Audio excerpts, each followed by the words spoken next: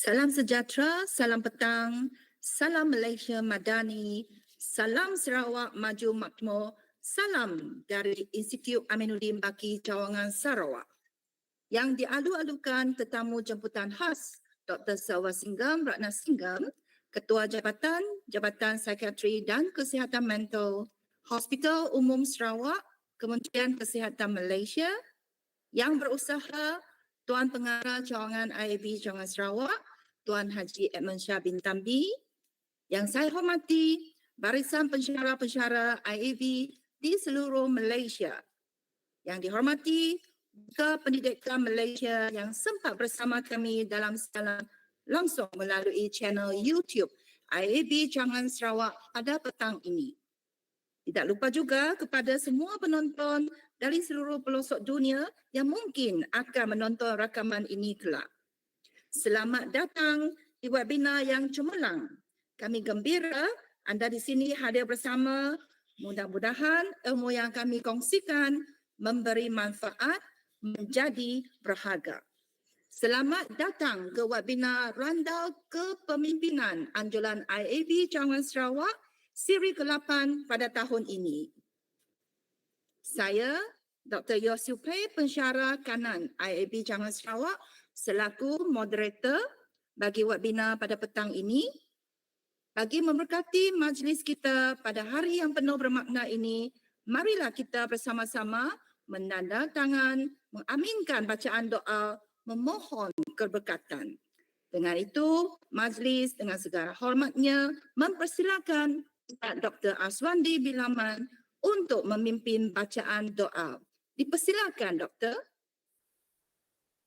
Amin, amin, amin. Terima kasih kita ucapkan kepada Puan Moderator kita pada petang ini, Dr. Yosupe, pensyarah kanan di Jabatan Pembangunan Profesionalisme Berterusan Institut Aminuddin Baki Cawangan Sarawak. Terima kasih, Doktor. Salam sejahtera, salam Malaysia Madani, Assalamualaikum warahmatullahi wabarakatuh. Yang berusaha menghubungkan kita pada pakar, anak-anak dan remaja, berdiri di Malaysia, tuan-tuan dan puan yang saya alhamdulillah syukur kita kepada Allah SWT kerana dengan izin dan limpah kurnianya juga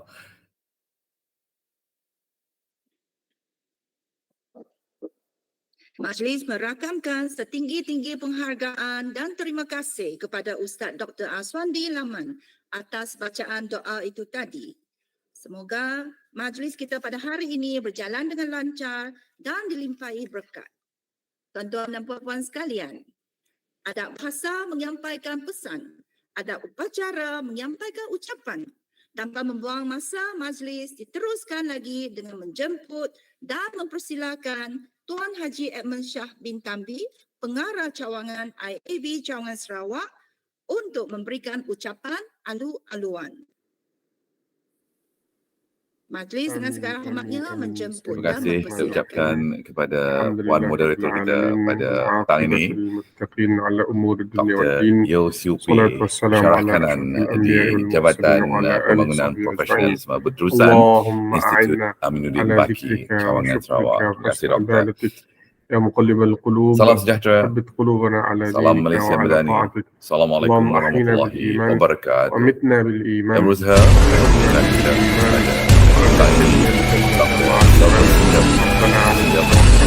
pakar, anak-anak dan remaja, berdiri di Malaysia, tuan-tuan dan puan yang saya alhamdulillah syukur kita kepada Allah SWT kerana dengan izin dan limpah kurnianya juga kita dapat bersama-sama lagi dalam bicara intelek literasi kesihatan mental yang kita berikan tajuk pada petang ini, Maintaining Good Mental Health, yang kita siarkan secara langsung dari Institut Aminuddin Baki Cawangan Sarawak melalui Siri Randau, Kepemimpinan Institut Aminuddin Baki Cawangan Sarawak.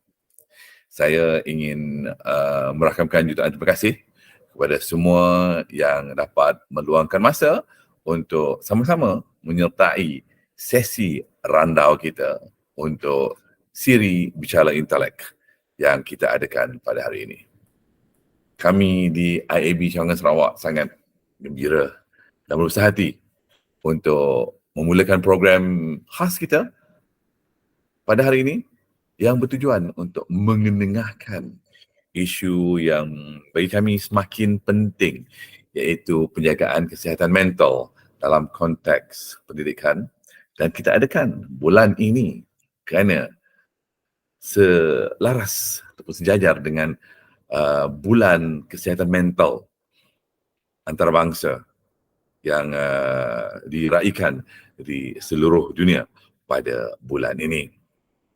Jadi hari ini kita diberi peluang untuk mendengar pandangan daripada seorang pakar perunding psikiatri yang hebat, Dr. Selvasingam Ratnasingam, yang akan berkongsi pandangan yang berharga tentang bagaimana kita dapat meningkatkan kesedaran tentang kesihatan mental dalam kalangan pemimpin pendidikan, dan juga bagaimana kita boleh mengatasi stigma yang sering kali menyelubungi ataupun berkaitan dengan isu-isu yang berkaitan dengan mental health ini.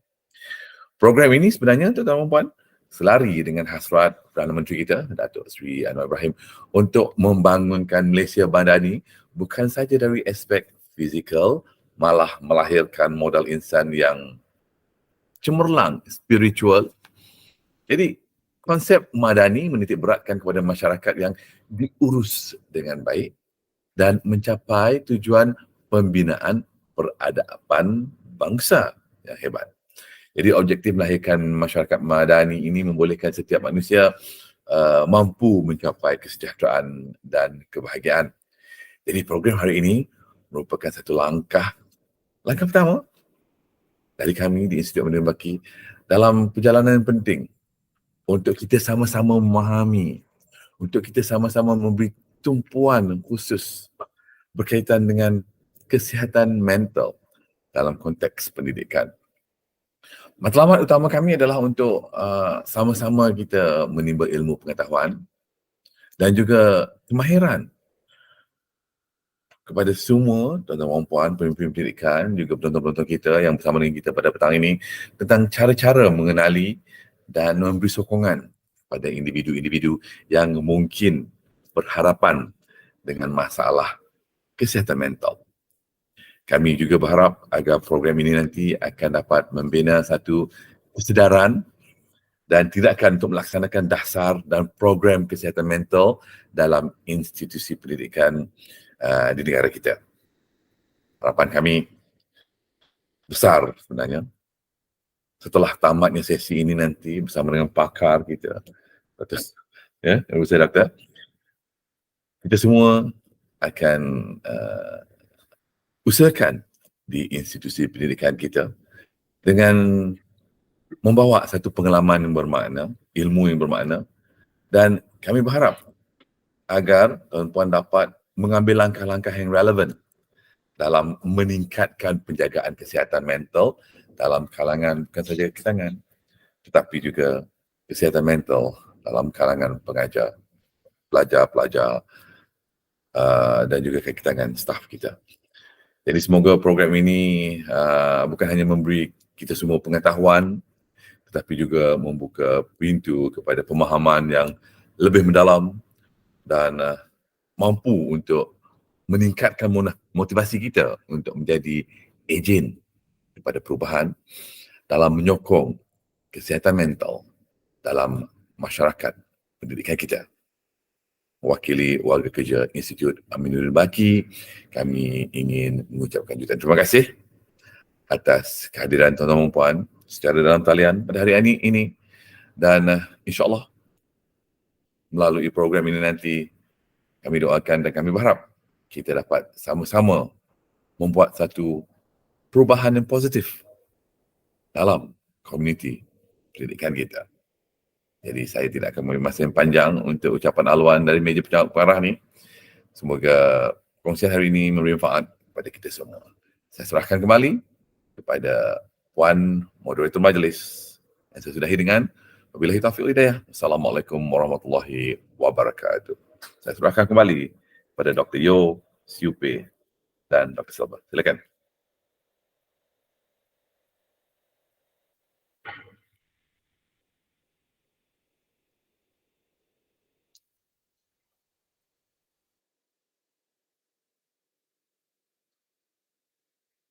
Baiklah, majlis merakamkan jutaan terima kasih kepada Tuan Haji Edmund Shah bin Tambi atas ucapan alu-aluan tadi. Tuan-tuan dan puan-puan sekalian, bila berselisih buat tak cana, sungguh pun sudah bertentang mata, benarlah sungguh pujaan Cina. Jika tak kenal, maka tak cinta. Oleh itu, izinkanlah saya membaca serba sedikit pengenalan atau latar belakang mengenai tetamu jemputan khas kita pada petang ini. Dr. Selvasingam Ratnasingam merupakan seorang pakar perunding psikiatri kanak-kanak dan remaja di Jabatan Psikiatri dan Kesihatan Mental di Hospital Umum Sarawak di Kuching. Beliau mula berkhidmat di Kementerian Kesihatan Malaysia mulai tahun 1994 dan telah bertugas di Hospital Umum Sarawak sejak tahun 2011 sehingga kini.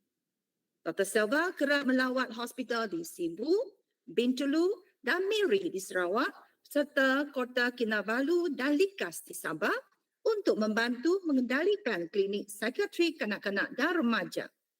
Dr. Selva juga merupakan ahli lembaga Jawatankuasa Malaysia Laluan Selari Psikiatri ataupun dalam bahasa Inggerisnya Psychiatry Parallel Pathway untuk Kementerian Kesihatan Malaysia. Beliau pernah terlibat dalam jawatankuasa pembangunan garis panduan untuk beberapa garis panduan amalan klinikal yang disediakan oleh Kementerian Kesihatan Malaysia. Kini, Dr. Selva terlibat dalam jawatankuasa pembangunan garis panduan amalan klinikal Malaysia bagi attention deficit or hyperactive disorder pada kanak-kanak dan remaja. Kepentingan khusus atau dalam bahasa Inggeris, we call it the special interest of Dr. Selva ialah isu kesihatan mental mengenai kanak-kanak dan remaja. Dipersilakan yang berusaha Dr. Selvasingam Ratnasingam. Halo Doktor, selamat petang Doktor. Apa khabar Doktor? Hello, selamat petang. Selamat petang. I'm very well, thank you. Yeah, thank you so much and we meet again. Terima kasih kerana sudi terima jemputan kami dan berandau bersama kami tentang penjagaan kesihatan mental khususnya di kalangan pendidik. Dan untuk pengetahuan hadirin sekalian, sesi webinar hari ini sedang berlangsung Digital Classroom IAB Cawangan Sarawak seperti yang tuan-tuan dan puan-puan boleh lihat ya. So Dr. Selva, this is our first time to have a webinar in this room. Oh, Yeah, that's nice. and yeah, I think we are going to have a peribahasa for this section. Yes. Yes, you agree? Okay, dan kalau kita sebut tentang mental health ini kena santai-santai kan doktor? Kalau tak nanti moderator yang jadi stres sangat. Alright, so maybe doctor can say that I'm wearing a green ribbon today. Yes, I can. Yes. Yes. Because in preparing this webinar, actually I come to do some research and so on, Yes. and found out that actually the green ribbon is a symbolic international symbol for the mental health awareness. Correct. You're right. That's it. It's like The green our one. pengarah Cawangan also having this just now. Right. Okay, right. As what seperti yang dibagi tahu oleh yang Tuan Haji tadilah, bulan ini, bulan Oktober sebenarnya merupakan bulan kesihatan mental sedunia ya, Yes. yang diiktirafkan oleh Pertubuhan Bangsa-Bangsa Bersatu. Dan tentulah banyak aktiviti yang telah mereka rancang dan sebagainya. Dan saya cuba ada buat sedikit background searching for this month ya doktor, because I need to welcome you. Sure. So saya dapati tema untuk minggu ini. Tema untuk minggu ini adalah memupuk kesihatan mental dan kesejahteraan anda sendiri. Or in English we call it nurturing your own mental health and well-being. I think maybe because of that, that you suggest to us that you want to have this section called as maintaining the good mental health. Yes, Right, Doctor? absolutely. Yeah. Yes, that's Okay. great. Okay, so sebelum kita nak mulakan perbincangan kita, seperti yang saya katakan, I did some homework, Doctor. I have some like background searching, and I come across the articles, okay, which is having the title as said, the prevalence of psychological distress of depression, anxiety, and stress among secondary school teachers in Klang Zone, Malaysia. And I was quite surprised that the dapatan kajian, I mean the research results is actually showing that we have as high as 68% of the teachers is actually feeling anxiety. And what actually worried me more is about the severe anxiety levels that they have, according to the research, is 23.3%. I think this is actually quite high. And the research was actually done in 2019. And followed by that, the recent research in 2022 by Ishak and his friend is actually telling us that the pandemic COVID-19 affect the depression, anxiety, and also stress amongst Malaysia teachers. So today, we would like to hear from you, Doctor. How can we, especially the teachers out there, try to help themselves? Is there any way that they can actually maintain their good health? Yes. Sure. The floor is for you, Doctor. Thank you. Terima kasih, Dr. Yo. Selamat tengah hari saya ucapkan kepada Dr. Yo, moderator kami hari ini, dan kepada tuan-tuan dan puan-puan para hadirin sekalian. Izinkan saya memberi ceramah ini dalam bahasa Malaysia dan bahasa Inggeris.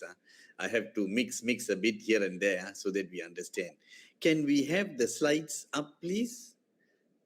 Because if we have the slides, then I can go by the slides. I will give a very simple talk, nothing too complicated, supaya kami semua boleh faham. The slides, please. Thanks. Yes. This one, yes. Can we go to the next slide, please? I can't move it from here. Yeah, I can't. Anyway, so you see, kami mula dengan, as mentioned by Dr. Yo. Dr. Yo first mentioned macam mana teachers or even students, how do they want to maintain or manage good mental health? Okay, whether you're a teacher or you're a lawyer or you're an engineer, the differences are not much. Perbezaan macam mana nak maintain kesihatan mental yang bagus tu, perbezaannya tak bagus. Cara-caranya lebih kurang sama. It's just that some of the techniques may differ a little bit, or some of the ideas may differ a little bit. One of the first few things, yang pertama sekali, you see, to give you an example, if you want beautiful hair, let's say you want to have very nice hair. Let's say like nice hair like what Dr. Yo has got there. I can see on the screen. Not like mine are all white and jarang-jarang sudah. Not like mine. If you want that kind of nice black rich hair, it's not about using the best shampoo ke, membeli shampoo yang paling mahal ke, atau going to the hairdresser yang paling bagus ke. Bukan. If you want good, nice flowing hair that looks very shining semua, rambut yang cantik macam itu, bukan sebab shampoo atau bukan sebab hairdresser tahu. Rambut yang cantik dan shining macam itu ialah sebab kesihatan manusia itu. The health of the person, the diet that he has. You see? So you want good hair, you make sure you have good and healthy diet and you do exercise. Same thing for mental health. If you want good mental health, you must make sure that your diet is a healthy diet. Okay, now this memang basic lah. Healthy diet tu sangat basic. Kami tahu, kami semua pernah dengar. But what do you mean when you say healthy diet? A diet that doesn't have too much carbohydrate, bukan terlalu banyak carbohydrate, not very oily, less fried stuff, more stuff that is maybe steamed, not fried, that kind of thing. you know, and any type of, some people say, oh, jangan makan inilah, boleh makan itulah, this one, that one. No, everything in moderation. Anything you're taking also in moderation. Anything if you take terlalu banyak, memang benda tu akan bagi problem.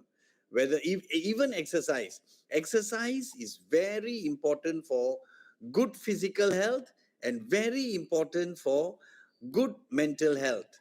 And I'm sure many teachers in schools are so tied down by the amount of work, number of hours they have to spend in school, berjam-jam kan berada di sekolah membuat inilah itulah, marking books lah. Tak ada masa nak balik rumah dan untuk membuat senaman, exercise. Lagipun they go back home, they got to cook, take care of the kids. They neglect their own health. Not good. You must make sure that at the end of the day, you must put time aside. Mesti ada masa dalam jadual waktu. Di sekolah, bila cikgu mengajar, ada jadual waktu. Macam itu, bila balik rumah pun, cikgu mesti ada jadual waktu untuk diri sendiri. When you come back. Bukan yang sangat strict punya lah. Oh, 4 balik rumah pukul 2.30, 2.47 saya akan buat macam ini. 2.52. Bukan macam itu. But rough timetable. So at least your day is organized. You will make sure you do your exercise. You make sure you put time into all the activities that you want to do. Okay? Yes, setuju sangat. Yeah. Yeah. And most importantly, rasa selepas kita dah tentukan jadual itu, pastikan kita laksanakannya. That is more important, right? Absolutely. That's very important. Kalau tak laksanakan, kita tulis itu manfaat untuk kertas itu saja. No use. We have to do the exercise. Another thing is, I'll talk a little bit more about this, about relaxation, deep breathing. I'll talk a little bit more about this. And then things like music therapy. Sleep is very, very important. Sleep is a biological, physiological activity of the body. Iaitu sleep ialah satu fungsi badan kita yang sangat penting. Don't deprive yourself of sleep. Itu tak bermakna sepanjang hari you tidur. Tak, itu memang tak bagus juga. Anything pun kalau excess is no good.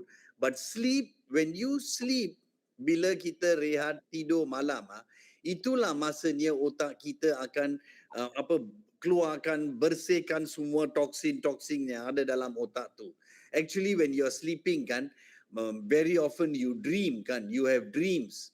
Ada mimpi, bermacam-macam mimpi kan. Actually mimpi is very healthy. Mimpi is very healthy. The brain is sleeping, everything is resting, but you're having an active dream. So because you're having an active dream, more blood flow to the brain, and then all the toxin that is there is taken out. So mimpi and dreaming in your sleep is very, very important.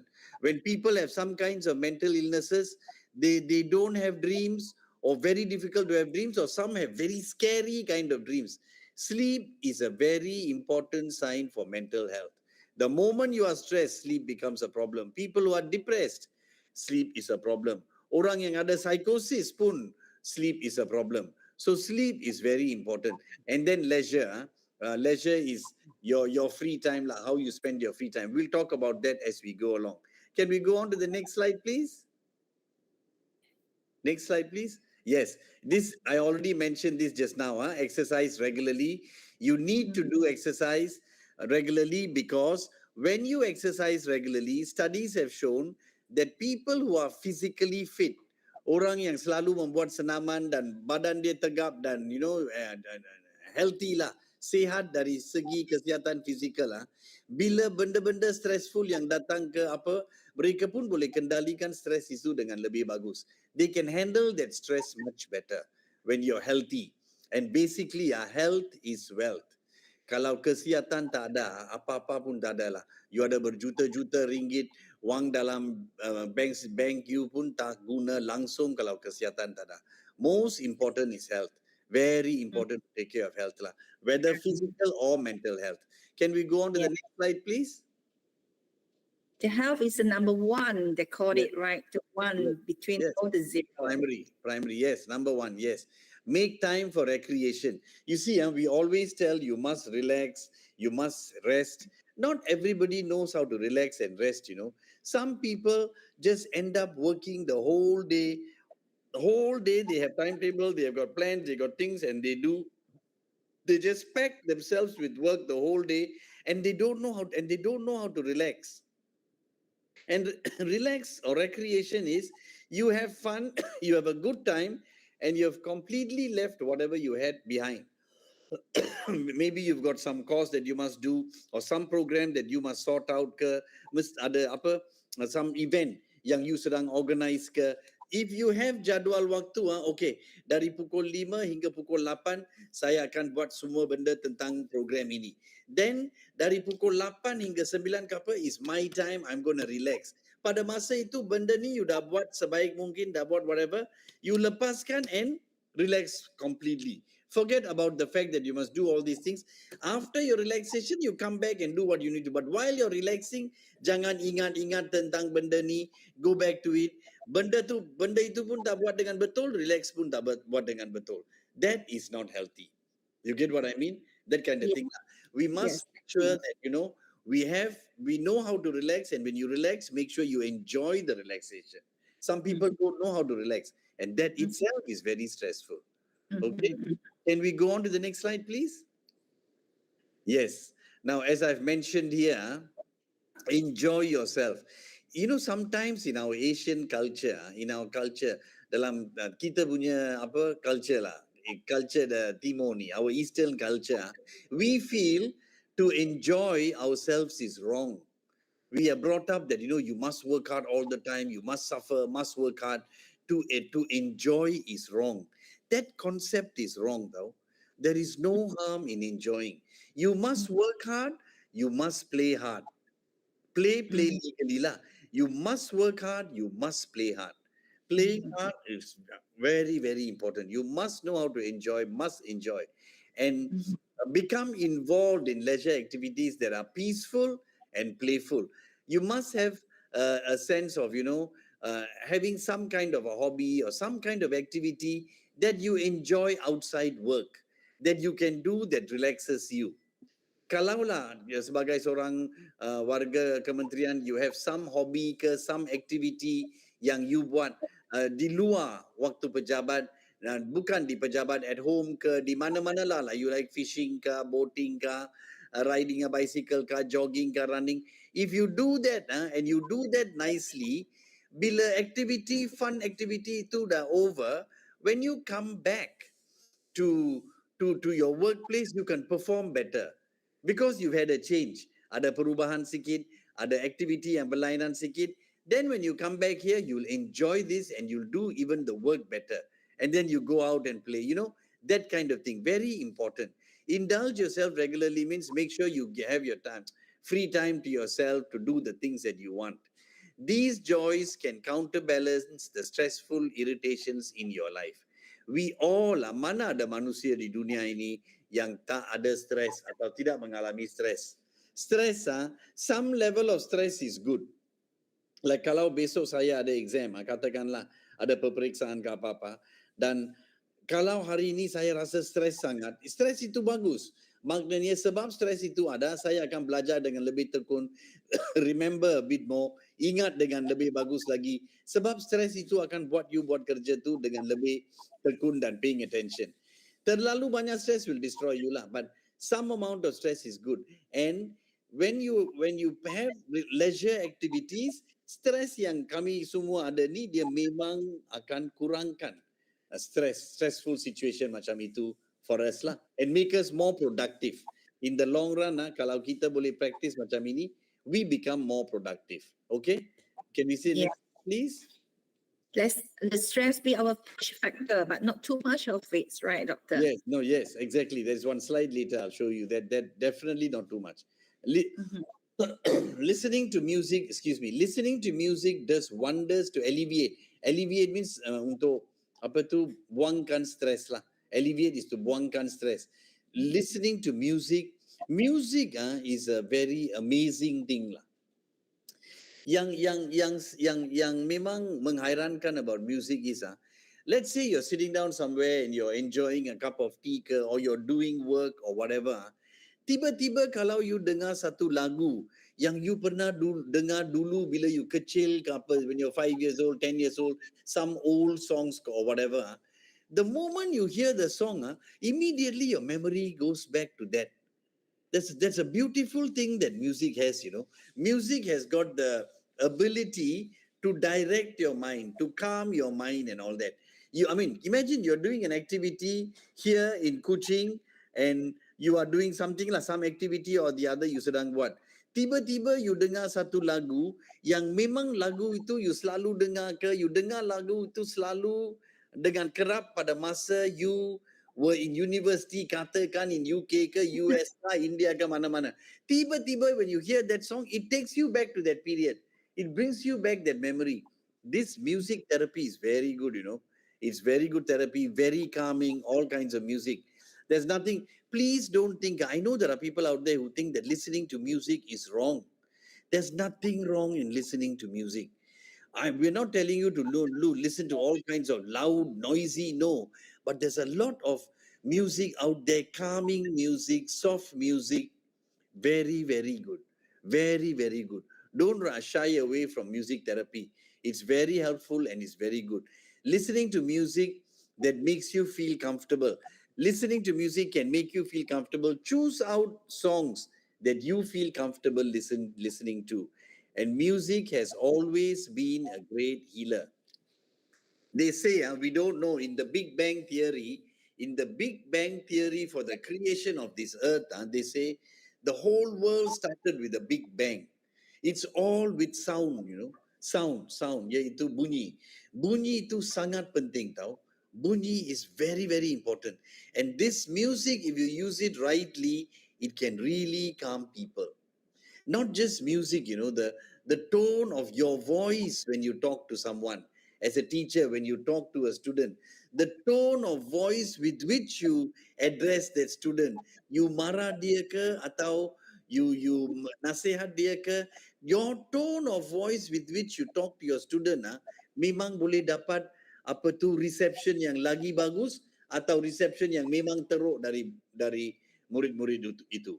So very important, this tone, music, we don't understand, we don't realize how important it is for good mental health, okay? And music is a significant mood changer and reliever of stress, working on many levels at once.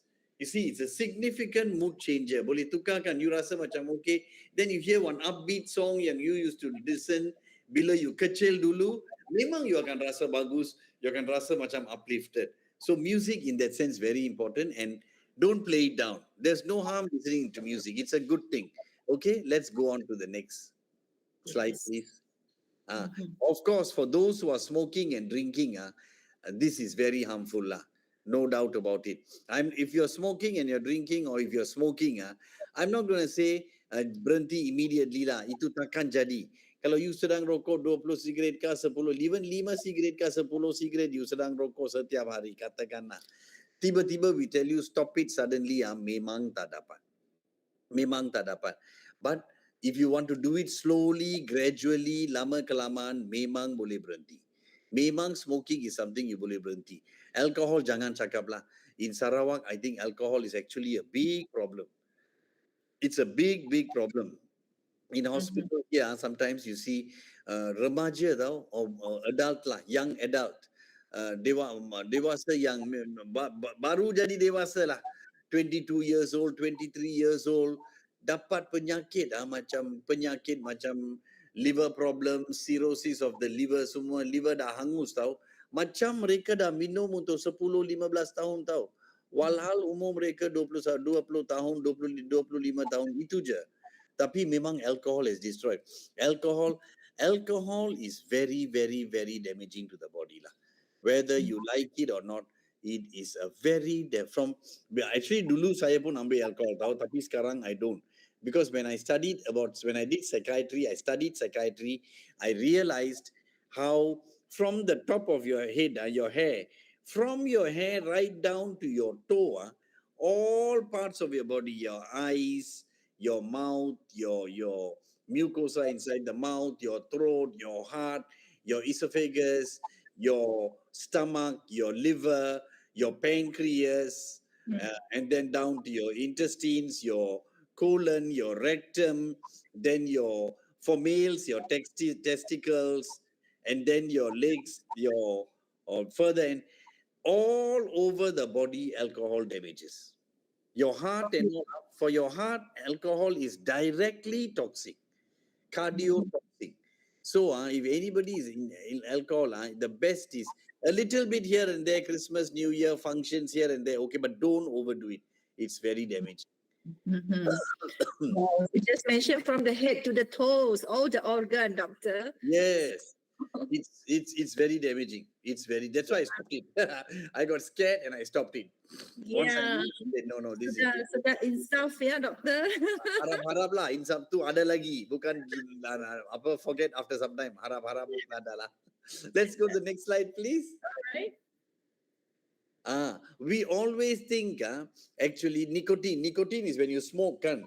We think nicotine relaxes when you say, oh, I take a cigarette, I feel good. Actually, nicotine increases your tension. Nicotine dalam badan increases your feeling of irritation. Rasa resah, gelisah. Semua tu nicotine merosakkan lagi. Lebih rasa resah, lebih rasa gelisah. It doesn't relax you. See, this is a good point. While quitting a habit can be a stressful process, you'll feel much better physically and mentally once you have quit. But to quit takes time. See, nothing that is good in life is easy or comes fast. Anything that is good in life always takes time. Always takes time. Anything that is good in life always takes time and it requires effort. Anything that comes very easily, very cheaply, it comes very fast, often doesn't last long. Dia takkan tinggal dengan you. Kalau dia datang cepat dan dia datang dengan senang, biasanya dia takkan lekat dengan kamu. It'll go off. Tapi things that you work for, you do very hard, and you this one, macam quitting. Nak quit tu memang tak senang, especially if you are orang yang ambil alkohol, chronically taking alcohol. Kalau you dah minum alkohol 20 tahun, setiap hari you dah ambil alkohol untuk 10 tahun, 15 tahun.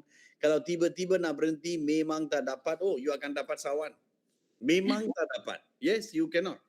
You will need to be admitted in hospital to slowly try and reduce your alcohol. Of course, you can reduce it slowly. But if you suddenly want to stop, people who are chronic cannot. Sebab benda literal, kalau tiba-tiba you berhentikan activity, tiba-tiba berhenti itu terlalu stressful untuk badan kamu. So slowly you can do. But rest assured, once you have stopped, bila sudah berhenti, memang dari segi physical dan mental, you will feel much better. Much better when you quit. Many patients who suffered through all this addiction and all that, they want to stop lah, tak mau ambil, then they try. Eventually when they suffer and then they say, okay, I've had enough, and then mereka cuba nak berhenti dan memang mereka berjaya berhenti, after that they are really happy that they stop. Healthier, they feel better, they feel happier, mood also improves, everything is better, and they save money, because so much of money spent on alcohol, cigarettes, so much, all that money saved, really it ruins people's lives. These two things are very bad. Yes. We say we must be very determined, right, Doctor? Perlu sangat-sangat be very determined, and we always say slowly but surely, right? Yes. Tak ke tak nak. It's on us. Kita saja yang boleh tentukan. Yes. Mesti ada tekad yang gigih lah. They must be very, very firm and say, no, I'm not going to do it, and that's it. And slowly reduce, that's it. Then can, otherwise very susah. Okay, let's go to the next slide, please. This is talking about techniques of relaxation lah. As I mentioned earlier, meditation can be very relaxing. Breathing exercises, relaxation breathing exercise can be very relaxing. There's another one called progressive muscular relaxation. Progressive muscular relaxation is where you squeeze, let's say your palms like this, you squeeze very tight like that. You squeeze very tight till you feel the pain. You squeeze till you feel, then you suddenly let go. Then you feel the release. I can feel it now, Doc. Yes, that relaxation that you do with all the muscle parts of your body is very relaxing. But it's something that requires practice. When you do all this and you relax, your goal is to lower your heart rate and blood pressure while reducing muscle tension. But you remember, relaxation breathing is memang menenangkan fikiran. It relaxes you. But it doesn't mean that you simply one day start breathing like that, doing the exercise, you're going to feel relaxed. No. Meditation, if you do, is relaxing. But it doesn't mean that one day you sit down and then you try to run, oh, immediately I'm going to feel relaxed. It doesn't work like that. Okay? As such, if you know how to ride a bicycle, katakanlah, if you know how to ride a bicycle, or if you know how to drive a car, you ask people who ride bicycles, you ask people who drive cars, they will tell you driving a car is very relaxing. They'll tell you riding a bicycle is very relaxing. But before they reach the stage, tahap di mana riding the bicycle is relaxing ke atau driving, they had to practice so that they become good at it first. So like that, they practice, go for driving Tesla, inilah, itulah, practice. Mula-mula, kalau okay pergi driving, memang tension. When you don't know how to ride a bike, the first few times you take a bike, memang tension because you don't know what to do. Relaxation, breathing, meditation, semua macam tu.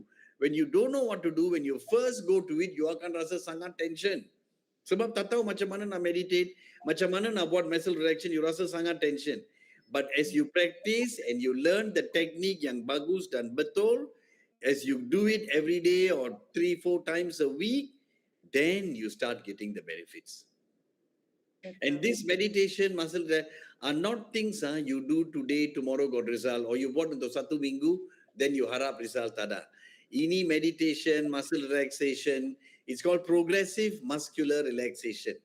PMR, progressive muscular relaxation, where they squeeze and release different muscle groups in the body. Memang ada caranya and memang you must practice. When you buat and you practice regularly, eventually you will relax and you'll enjoy it and you know how to relax with that. Macam when you're good at driving, when you're good at riding a bike, eventually you feel very stressed one day, too much of work.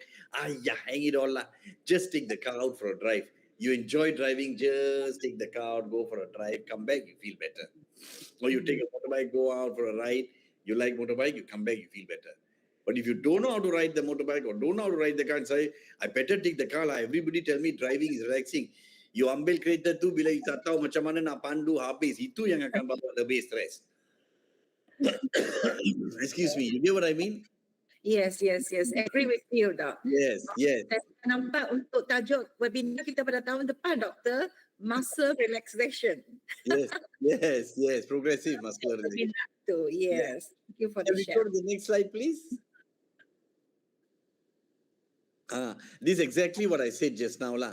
Relaxation is a skill that can be learned to reduce your stress level and become less tense and anxious. It has to be learned. It's a skill that needs to be learned. It's not something where immediately we know how to relax. No. Do it routinely and regularly. Very important. It must be routine. It must be regular. You must do it for weeks, months, years. Over years if you do meditation. Over years, bertahun-tahun lama if you do meditation atau you do breathing exercises, bertahun-tahun you buat 3-4 kali seminggu kalau you buat, lama kelamaan 100% ada manfaat. Lama kelamaan 100%, 100% ada manfaat. Tapi kalau kita buat sekali-sekala, once a week, once in 2 weeks, bila saya rasa saya buat, bila tak adalah, memang langsung wasting time. Mesti ada disiplin, mesti ada structure, mesti ada regularity. Must, like say 3 times a week, 4 times a week. Do the same thing, practice over and over again. Lama kelamaan, it'll be very good for you and you'll relax well with those skills. Okay, can we go on the next slide please? Ya, baru tahulah ya Kak, untuk yang relax sebenarnya satu kemahiran juga ya. It's a skill yang perlu kita belajar. It just doesn't comes like that. Dia bukannya sesuatu Itu yang kita kata relax, be relax. Selalu yang kita nasihatkan rakan-rakan, jangan stress, you relax. But then dia sebenarnya satu kemahiran ya doktor yang perlu kita belajar dan Yes. kalau boleh jadikan dia sebagai habit kita, itu yang kita dapat manfaat dia ya. Yes. Do it regularly and then you become good at it and that then benefits your body. This is just a picture of somebody showing how she enjoys reading the book at the garden like this, open air, sitting relaxed and reading. Now that's it. Nothing much. Yes, carry on. Ya. And when you're feeling very stressed or very, sometimes, you feel you can't cope, things are difficult, reaching out for help is very important. Ensure lah. Make sure you reach out. Sometimes there are few things in life that are a bit difficult. Several things lah. Learning how to say no is very difficult. Sometimes you want to say no but tak dapat. Sebab you don't know how to tell the person, no, sebenarnya saya mau ini, bukan itu. So, you just agree sajalah. You just say, okay lah, yalah, I pun mau macam ini. Sebenarnya you tak mau macam ni, you mau macam itu. Tapi you setuju saja sebab don't know how to say no. Don't know how to tolakkan orang bila mereka bagi cadangan yang tak betul. So, the idea is learning how to say no. That is, you don't have to lose your temper. Tak payah hilang fikiran ke, tak payah jadi marah ke apa-apa, but very nicely, very calmly tell the person, no, it's okay, I won't have that, you carry on. I won't have. Sometimes when I first stopped drinking, when I first stopped alcohol, before I used to drink, not too much, but I used to drink. When I first started stopping, I started drinking less. My friends made fun of me. Oh, you see, he's drinking less, they make fun. I also laugh with them, no problem. Then sometimes when you go, hey, come on now, just have one drink, what's there? We all just come on. I said, no. Sometimes you just don't feel like having. You rasa macam you tak nak minum lah. You rasa hari itu memang tak nak minum. Sebab dah lama dah berhenti, you tak mau minum, you don't tak ada rasa lagi. Come on, have. Then some people, okay lah, I have. Why? I said, I tell them very nicely. I said, look, you like that beer or you like that glass of whiskey. I like my orange juice ka, I like my whatever, glass of water ka, whatever. You enjoy that, let me enjoy lah. That's all I'm asking. I'm not telling you to have water, orange as well. You have what you want, but just leave me out and let me have my orange or my water. And after some time, a few times when you can say no, learning how to say no doesn't mean you say no on the face, tau. It doesn't mean you shout out no on the face, bukan.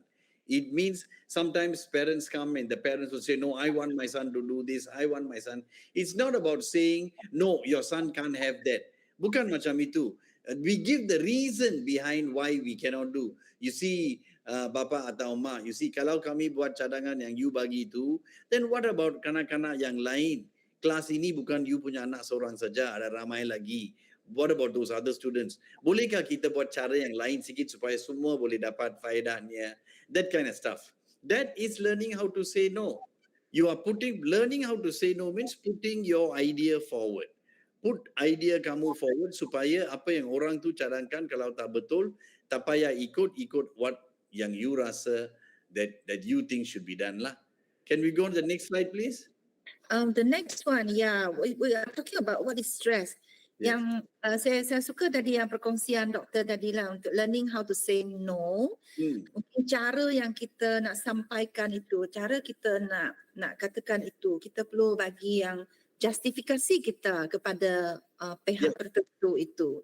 Then we can actually say no in a good way, tidak menyakitkan mana-mana pihak. Betul tak, doktor? Yes, you give the reasoning lah. We give the reasoning why. Sometimes we may not say, look, the law says this. The practice, the SOP kata macam ini. So kami terpaksa ikut SOP. So we're not saying no, but we're saying let's ikut SOP. Itu saja. That kind of stuff lah. Yeah. Okay. Yang berikutnya adalah tentang yang stres, doktor, sebab selalunya kita dengar kan, saya rasa perkataan ni, stres ini di mana-mana saja dia akan disebut di mulut-mulut kita. Dia akan untuk warga pendidik ataupun untuk semua individu sebenarnya. Kita selalu kata, aduh stres dah hari ini, even macam tadi nak sediakan webinar pun saya rasa stres juga, doktor. Kan? Tidak biasa kan. Jadi Tapi sebenarnya, boleh tak doktor cuba tolong kupaskan kepada kami apa sebenarnya stres ni dari perspektif seorang pakar psikiatri? Yeah, sure, no problem. Terima kasih. We'll do that lah. Itulah cadangan saya juga. We'll talk about stress and see lah mana kita pergi. You see, Yeah. COED is Concise Oxford English Dictionary. COED, Concise Oxford English Dictionary. Stress, a state of mental, emotional or other strain. Mental, emotional or other strain. That is stress lah. We go on to the next slide, please. This is gambar lah. See, tengok sudah jadi malam, the moon is also out, bulan pun dah terang.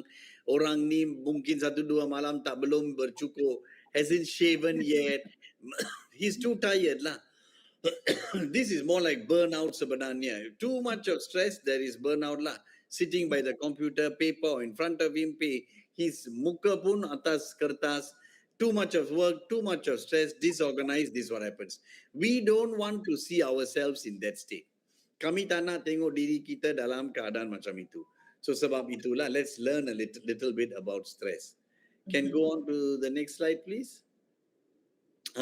You remember, stress is a natural reaction to fear. It's a natural reaction. Dia bukan satu perkara yang luar biasa ke atau satu benda yang dari alam yang bukan dunia punya. No. Stress is memang dalam naluri kita, memang it's natural reaction to fear. That is, the moment we have a bit of fear, untuk apa-apa reason lah, apa-apa sebab penyebabnya, kalau kami rasa takut, stres akan datang. Iaitu, it's an instinctive and automatic preparation for fight or flight. Fight, you see a snake or you see a tiger or a lion. Immediately you get fearful, you get stressed, very stressed. That's a sudden stress. But the stress here is so that you either fight it or you run away from it. It's a protective mechanism to keep us alive. Stress. Tomorrow there's an exam. I got Form 5 exam tomorrow. I'm going to sit for my Form 5. Bahasa Malaysia Kertas 1 tomorrow. Wow, stress today will be terrible. Unbearable stress. Because it's like a fight. It's memang like a war. You're going to go in there, don't know how you're going to do. You're going to give it your best, hopefully. At that time, if you can try and calm yourself a little bit, you will do much better lah. And don't let the stress get the better of you. You will do much better. So let's see, when this kind of situation happens, what are the features of stress and all that. Can we have the next slide, please? Stress is part of everyday life. We all must deal with stress. Stress can be good for us. It can be a turn on. It can pump you up, give you energy, supply that zest for living. Maknanya, you see like a Form 5 student, as I said just now, he's got his exams. Katakanlah exams is next month, another 2-3 weeks.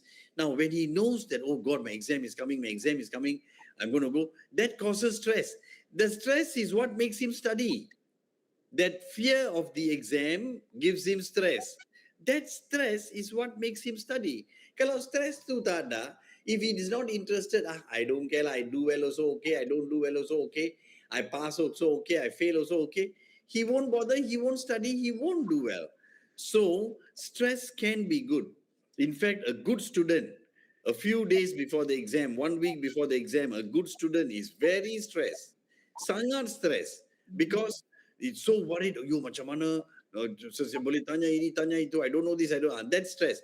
But too much of it, not good lah. It can help you up, but too much, not good. Can we go to the next slide, please? Next slide, please. This is just a map, a graph, to show you about levels of stress, okay? Now, this hyperbolic curve, the curve that you see, bottom is low stress, bottom, on the left-hand side, on the right-hand side is high stress, anxiousness. Then in this square or this rectangle inside, empat segi dalam biru ni, area of optimal performance. Kalau you follow this line, yang hyperbolic ni, you see right at the top, there is, memang level of stress is x-axis, y-axis is performance. If no stress at all, performance pun bawah. As stress increases, performance pun increase. At one stage, at optimal stress, performance is at its peak. At optimal stress, performance at its peak. Then after some time, if there's too much of stress, on the x-axis is going up too much level of stress. Too much of stress after that, performance also comes down. So that's the thing about stress. Some amount of stress is necessary, but if it's too much, then your performance will be affected. Can we go on to the next slide, please? This is what happens lah. If you were to look at this green line here, it's healthy tension. Then they were hoping that this line will go up and go higher. But then when there's too much of stress, there's too much of stress and it's over too soon a period, or, it's too difficult for the person to handle, then it brings about fatigue, exhaustion, ill health, and then eventually it can lead to breakdown. Effect of long-term sustained stress. Long-term sustained stress is very, very, very unhealthy for health. It's very bad for health. Long-term sustained stress is very bad for health. There was a friend of mine, a couple friend of mine, husband and wife. And in that relationship, the wife was very controlling. The wife was very controlling. Anything also, what she says must be done. Whatever she says. And the husband, on the other hand, was very, he's a nice guy, very nice guy. He's not, sebenarnya bukan macam soft-spoken or penakut, tak. But with the wife and all, it wasn't an equal relationship lah. It's a relationship where the isteri yang buat keputusan, then things mesti dibuat mengikut kehendak isteri lah. Memang suami punya, the isteri tu tak abaikan banyak. Dia abaikan saja, dia tak peduli banyak. Then they got two girls now. They got two children, two girls. And this father is a bit traditional, mother is modern. The father wanted his two girls to belajar bahasa Tamil because that is their bahasa ibunda, want them to learn bahasa Tamil. This was years ago lah. Tapi maknya rasa tak payah. They are both professional tau, father and mother tu memang, my friends, they are both professional. Emak tu rasa tak payah, belajar Tamil buat apa? No need.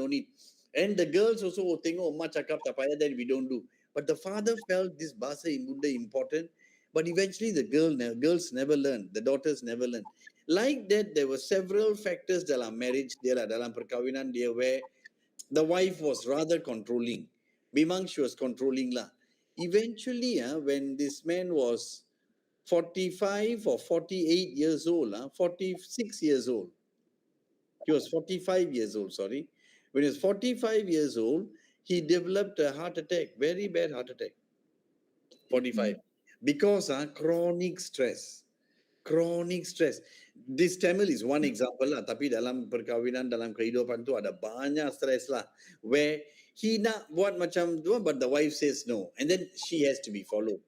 So he pendam, tak shout, then let it be, pendam. Bila you pendam macam tu terlalu banyak, benda tu letup, jadi heart attack pula.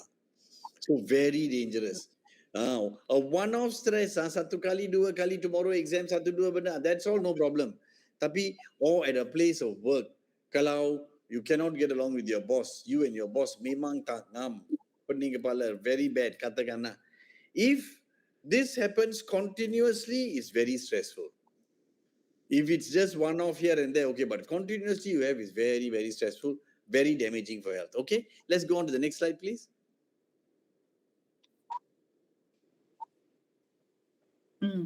Haraplah para isteri insaf sekejap bagi peluang untuk suami buat keputusan supaya tidaklah nanti membawa Isteri dan suami juga, dua-dua juga. Siapa yang yes, we must recognize. Siapa yang boleh mesti insaf. Betul. How do you recognize stress in yourself? You see, stress is very tricky. Memang sangat tricky. How do you know you are stressed? Let's see the next slide, please. Mental stress, constant. Kalau you selalu rasa macam resah, gelisah, you don't feel good, you don't feel so nice, macam adalah yang tak kena. Something is not right, you rasa. Constant uneasiness. is probably a sign of stress. Constantly feeling uneasy, constantly feeling uncomfortable, that is a sign of stress. Okay, then irritability. Irritability is senang marah lah, senang marah, irritability. At work or at home, senang marah. Kalau benda-benda kecil pun you boleh jadi marah. That is a sign of stress. Boredom. Kalau terlalu macam, apa tu, bored. What's the Malay word for bored? I forget. Bosan, rasa bosan. Kalau pergi ke kerja pun rasa bosan, apa-apa pun you buat, you rasa bosan. That's, sometimes you rasa bosan sebab terlalu stres dah. Stres dah terlalu tinggi, you just give up, you rasa bosan. Can happen. Feeling unable to cope with life. Ada orang yang rasa, ya benda semua ni terlalu banyak lah, terlalu susah, saya tak dapat. That could be because of stress. Impending fear. Sometimes ada orang yang rasa takut macam benda buruk akan berlaku. Ini dari segi mental lah, mental stress lah. Dia rasa benda buruk akan berlaku lah, benda yang tak bagus lah, atau sesiapa ke apa-apa akan mati ke. Itu semua is impending. Rasa macam benda buruk akan berlaku could be a sign of stress. Okay, some of these features, if you have selalu rasa macam tak bagus, tak betul, selalu senang marah, rasa bosan, rasa macam tak boleh compete lagi lah, tak boleh, all this too much lah, life ini too much. Those could be due to stress. Next slide, please.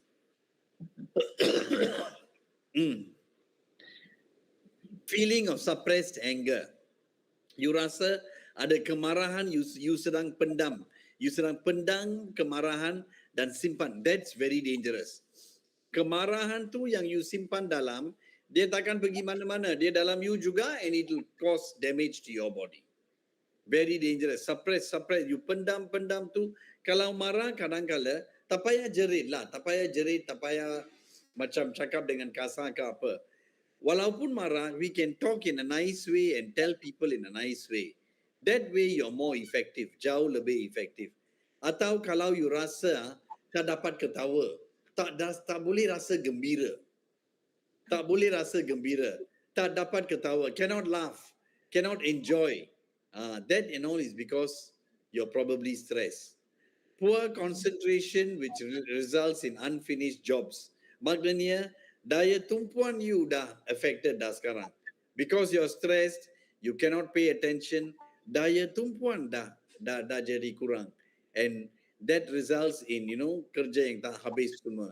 Or if you're very stressed and you don't like your place of work, then you rasa macam rejection, macam orang tak suka, semua orang tak suka saya, macam itulah. Then, atau kalau you rasa mental stress, sign of mental stress. Kalau you rasa you tak dapat bincang masalah-masalah yang you ada itu dengan sesiapa pun. That is another feature lah. This one and the slide before, those symptoms that we talked about, kalau lebih dari 4 symptom, maybe you have a lot of stress.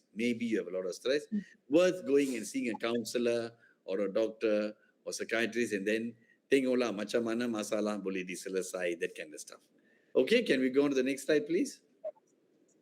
Physical. I hope that our audience have actually screenshot and make their own checkings whether they are having more than 4 symptoms or not. Yeah. Tell them to relax. Don't be so stressed.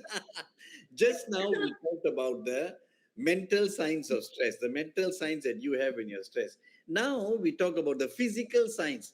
What are the physical signs of stress that you can identify? Some people, when they are stressed, they eat a lot, comfort eating. So they gain excess weight or they become obese. Suddenly you're becoming fat over a period of time. If it's not due to other health reasons, it could be stress. You're eating too much because you're stressed. Increase in blood pressure. If you feel sometimes you're having headache, you go to a doctor, GP di sana clinic, he check, he say, hey, darah you tinggi lah, masih muda lagi, tapi darah you tinggi ya. I think kalau darah tinggi tanpa sebab, one of the first things you must think of is, am I very stressed? Kalau darah tinggi macam tu, darah you dah muda lah. Kalau muda dan darah tinggi macam tu, you must think, am I too stressed? Am I not sleeping enough? Sleeping is very important for good blood pressure control. So am I too stressed? Am I not sleeping enough? Can bring about increased blood pressure. Brilliant. And I've seen dulu I was giving a talk and one young guy told me, he said, doktor, sebenarnya I pergi tengok seorang doktor lah, itu klinik punya lah, I tengok dia. Then saya cakap kepada dia, saya rasa macam sakit sini, sakit kepala sini semua, belakang semua sakit sikit. Then dia check saya punya, this guy was in his 20s lah. And he said dia check saya punya darah lah, dan blood pressure, tekanan darah.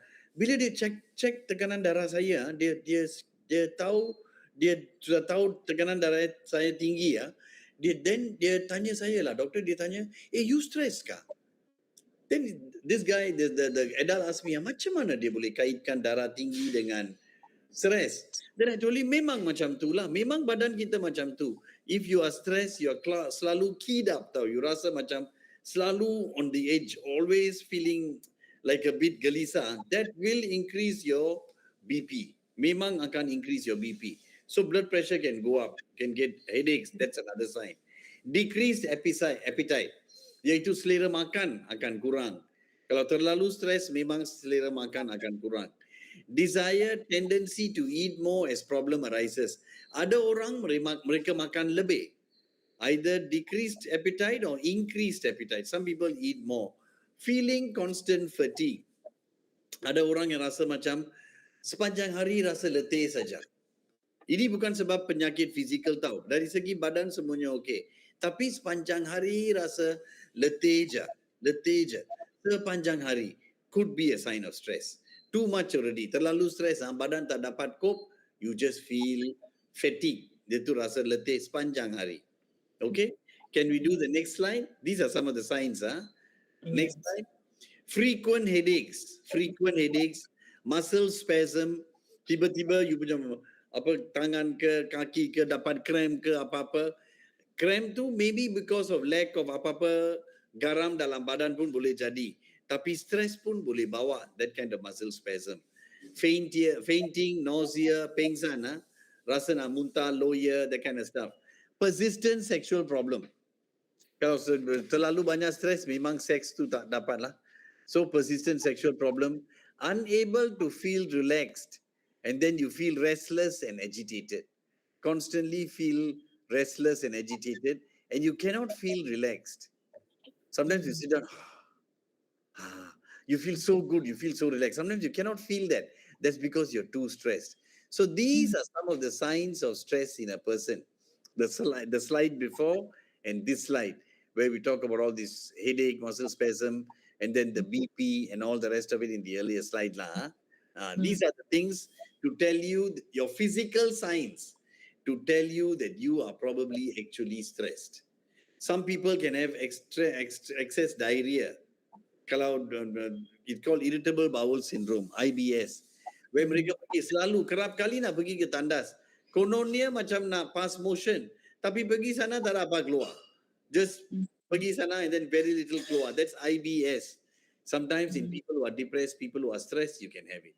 Okay? Let's move on. Nampaknya yang ini syarat ini lebih ketat lagi ya. When you have more than 2 symptoms sudah dikira sebagai excessive stress. Yes, but don't worry lah. A little bit of stress is good. Okay, now when you have stress, now we have talked all this while about macam mana you nak recognize yang you ni sebenarnya stress. Bukan sebab bila you stress, badan you takkan cakap kepada you, oh you ni stress sekarang. Bukan macam tu. Dia akan tunjuk tanda-tanda ini, penanda ini yang kami dah bincang tadi kan. Now, what does stress do to your body? Why are we talking so much about stress? Why are we explaining so much about stress? Because what does it do? Effects of stress on your body. Apakah yang gejala-gejala kalau seorang tu mengalami stres, apa yang akan jadi kepada badan kamu? Can we do the next few slides please? You see, dari segi fizikal, if you are stressed, there is short-term damage and long-term damage tau. Short-term damage is indigestion. Indigestion is penghadaman. You punya daya penghadaman makanan memang akan jadi teruk. You cannot, whenever you eat, you rasa macam stomach tak betul lah. Ada yang rasa tak bagus, itu memang stres. Cramps, you tahu cramps kan, you dapat macam cramp all over the body. Headaches, backaches, insomnia, malam tak dapat tidur, high blood pressure, we discussed that just now kan, high blood pressure can be caused by one of the high, when you are stressed, you can get high blood pressure. Stress itself can make you get high blood pressure, if you get what I mean. Chronic stress, short term, it can give you anxiety, body rasa sangat resah, gelisah, frustration and memory loss. What are the long-term effects? Ini yang teruk lagi dan ini yang scary. Long-term effect of stress means kalau you mengalami stres yang berpanjangan, kalau you mengalami stres yang berpanjangan, apa boleh jadi? You can get heart disease, you can get stomach ulcers, you can get colitis. Colitis is bila usus kecil atau usus besar jadi bengkak. That's colitis, okay? Hypertension, stroke, heart attack, depression, any kind of neurosis and poor concentration. This is if there is long-term stress. Long-term stress can give rise to heart problems, ulcer, colitis, hypertension, high blood pressure you can have in short-term stress and long-term stress. High blood pressure can even be a symptom of the stress.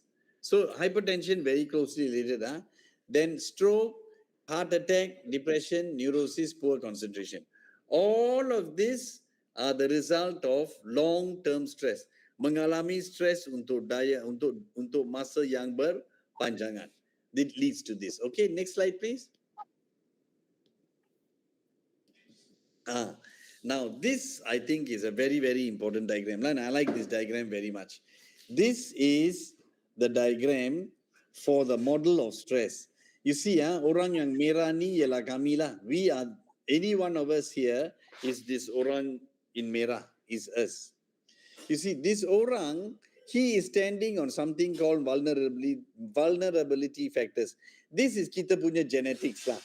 This is kita yang bawa tu vulnerability factors ialah kita punya genetics, genes, tak boleh tukar. You diri atas kepala pun tak boleh tukar ini genes. Your genes is your genes. Then atas, you see stressors kan, on the left side, pressures. Stressor demands that society puts on the person. Masyarakat dia mau orang ini berkelakuan macam ini, itu stres. Yang kanan punya kotak ni ialah internal command, demands and pressures. Internal. Apa yang orang ni rasa dia mesti capai untuk sebaya dengan jiran-jiran dia. That kind of stuff. That is the one on the right. So internal demands and pressures. And you know, like sometimes when you're living, this man is this man. The external stressor is family wants him to do this lah, do that lah. The wife wants him to buy a new car lah, this one, that one. All external stressor. Or anak mau ini macam, isteri mau ini macam, satu keluarga mau ini macam, itu macam, memang you derita. Internal stress is where you feel, oh, you sendiri rasa, oh, anak kita punya jiran tu di sana 2-3 rumah dari sini, dia dapat 8A. Saya mau anak saya pun dapat 8-9A. Since he got, he also can. Macam, you put in this demand, internal demand. Then sebab demand itu, you become very stressed. Memang not worth it. Okay? And then, of course, all of this leads to symptoms and illness. Tapi the most important word here is in the center of this diagram, above the man's head, called perception. Perception. Perception is very important. How you perceive something is very important. A similar incident can be looked upon as very nice or very bad, depending on how you look at it. A cup has got half amount of water. 1 cup, half amount of water. Half. The cup is either half empty or half full. You must ask yourself whether you look at it as half empty or half full. That's very important to understand. You know, is this perception, how we perceive things. Like now, let's say somebody walks into this room and says, oh, I think you're a useless doctor. I think you're lousy all around, runs me down and shouts at me. I can get very hurt. If I allow him and I put a lot of importance in him, in my perception, I look at him as very good, very sensible, and then dia kata macam ni, hanguslah saya, I'll feel very hurt. That itself will cause me to become stressful.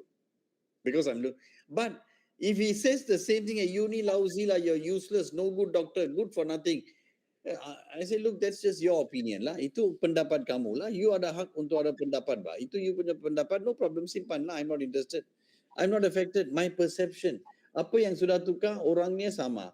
Apa dia punya cursing word, dia punya running me down, semua sama. The words that he use, the ideas semua sama. Tapi kenapa satu saya rasa teruk, satu saya tak rasa langsung apa-apa pun. Rasa teruk sebab my perception, the way I look at the situation is wrong.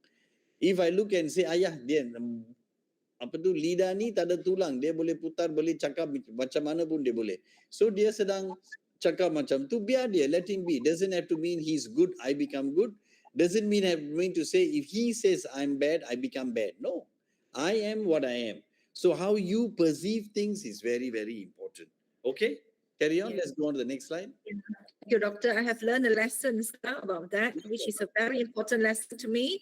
Ya kan, kita janganlah ambil semua yang orang cakap tu.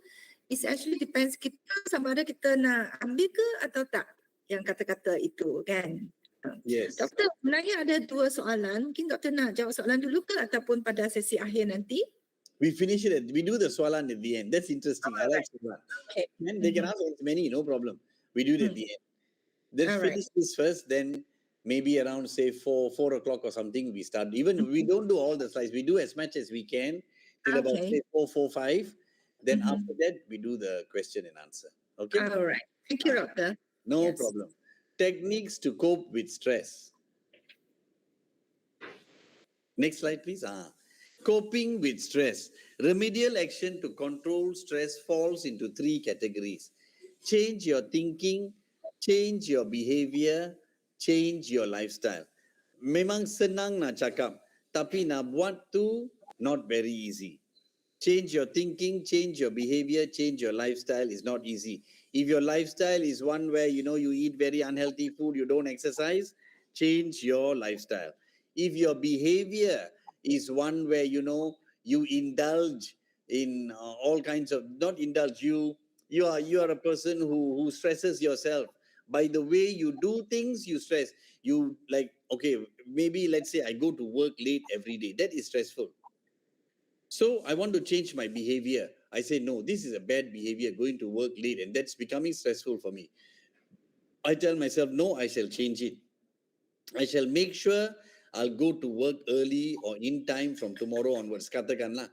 But if you want to go to work in time, it doesn't mean that you do it only that morning. The night before, you must make sure you sleep early and have enough sleep. So change your behavior. Before, if you sleep at 12 o'clock, 1 o'clock, now no, by about 9:30, 10:30, you sleep. Then next morning, you can wake up early. So you want to change a behavior, sometimes it involves changing things before that. Not exactly. That behavior will change. It's dalam bahasa Inggeris, kita panggil antecedents. The antecedent that leads to the behavior. You change the antecedent, the behavior will change. If you just say, I want to change, I want to go early, but you sleep every day 1, 2 o'clock, nothing's going to change. So change that behavior that causes that. So sleep early. Then you'll wake up early and you'll be able to get ready and go to work. Change your thinking. Thinking is like what I said just now, either you get hurt by what people tell you, or you tell yourself that's just his opinion. He has a right of opinion. Dia ada hak untuk ada pendapat dia sendiri. Biarlah, tak bermakna saya begitu. Somebody might come and say, oh doctor, you're such a good doctor. Somebody else might say, oh God, doctor, you're lousy, you're good for nothing. Yang paling teruk sekali. The trick is, one will say you're very good, the other one will say you're very bad. The trick is, don't be affected by either one. By the one that says you're very good, don't feel elated. Oh, I must be very good lah. He also thinks I'm good, I must be fantastic. Don't be affected by it. Then the other one that says you're useless, you're no good, you're lousy, also don't be affected. Don't be affected by the one that says you're good or the one that says you're bad. You know where you are, you know you've done your best, that's all that matters. That's changing your thinking. Okay, let's go on to the next slide and see where we go. Change your thinking is like what I said, reframing. Instead of when somebody tells you something like this, that you're no good or somebody comes and tells me, I had a houseman, several times I've had young housemen. They've just come to work. They've just started. And then that day when they came to work, they did something wrong. And the pegawai perubatan lah, dia punya immediate boss. Untuk kami sebagai consultant, pegawai perubatan is memang junior lagi. Tapi untuk houseman tu, pegawai perubatan tu macam boss dia orang besar. So, pegawai perubatan tu sometimes comes, they don't know something went wrong, they fire the houseman. Betul-betul dia taruh houseman itu betul-betul. Houseman comes very stressed lah, inilah, he said like that, he said like this. He said, I'm useless. He said, I cannot. He said, I'm lousy, I'm this, I'm that, all that he said. So I dengar lah, I listened to everything he said. So I said, then I tell the houseman, so that means what your medical officer told you is that you are really useless lah, that you're no good, useless and all. Yes, doctor, he told me that, then I feel lousy and this and that and all that. Then I turn around and tell the houseman, you see, that medical officer said you are useless. You are no good for whatever reason. But are you actually useless? Are you actually that useless? No, what? You woke up, you went to work, you tried your best, you did your part. That medical officer was not happy and therefore he called you useless. That's just his opinion. It is his pendapat saja. It doesn't have to mean pendapat itu betul. It's just his pendapat saja. And the other thing is, how do you know, like you see, you are so stressed sebab keadaan kamu, you are houseman, baru join, banyak kerja, you tak tahu, baru one day, you're slowly learning kan. Slowly you're picking up things. That medical officer pun bukan terlalu senior. Dia pun ada masalah dia. Maybe that day when he came to work, he had a problem with his wife. Maybe anak dia buat satu yang teruk kah, atau isteri dia buat benda yang tak betul kah. That kind of thing. So maybe he's got his own problem. He has got his own issue. Why can't you look at it from the point of, maybe he's got an issue and therefore dia tak tahu. He just simply luahkan perasaan. Keluarkan dia punya frustration semua kepada kamu. Itu je. It doesn't mean you are really bad. In fact, that situation where he fired you like that tells you, probably he had a bad day. Maybe he woke up on the wrong side of the bed, saya bagi tahu mereka. Maybe your medical officer woke up on the wrong side of the bed, felt terrible, or maybe he had something that he wanted, tak dapat, wanted to pass an exam, sudah gagal. Something may have happened. Then with that, dia rasa teruk, dia rasa macam ini, dia rasa macam itu. Macam very susah lah. So reframe it. You think that he said like this because you are bad.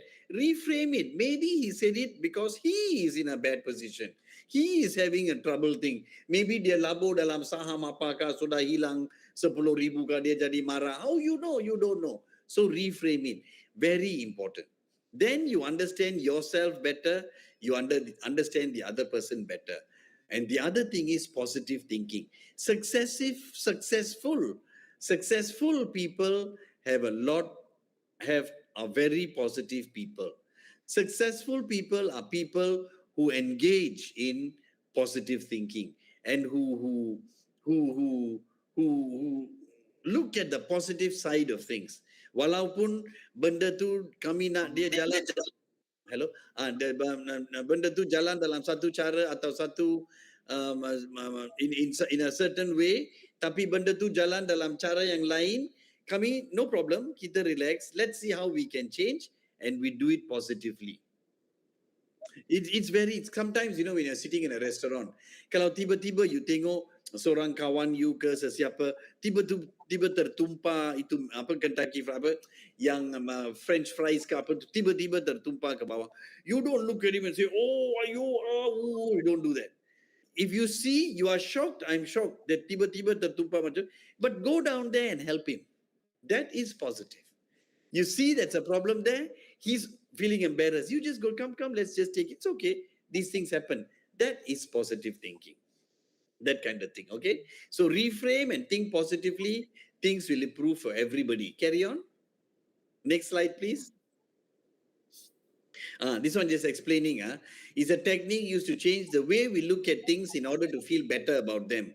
To recognize that there are many ways to interpret the same situation.